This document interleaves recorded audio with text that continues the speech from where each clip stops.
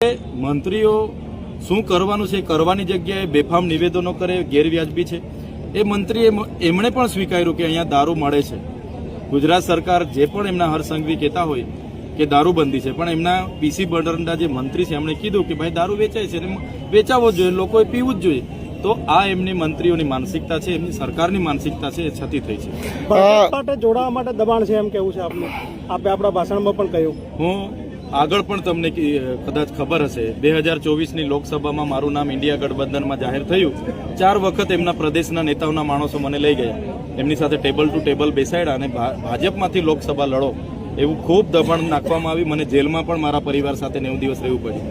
છૂટીને અમે કીધું કે અમે તો લડવાવાળા લોકો છે ને અમે લડ્યા।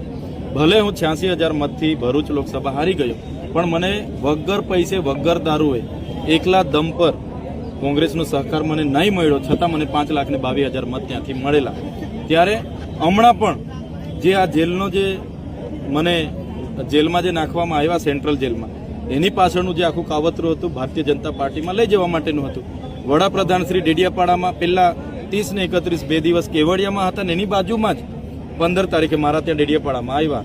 ભાજપના કેટલાક પ્રદેશના નેતાઓએ વડાપ્રધાન શ્રીને ગેરમાર્ગે દોર્યા કે ત્યાં ચૈતર વસાવા છે, આપણે તમારા હસ્તે અમારે જોડવાના છે, અને અમારા પર ખૂબ દબાણ બનાવવામાં જેલોની ધમકીઓ મળી, પણ અમે ક્યારે ભારતીય જનતા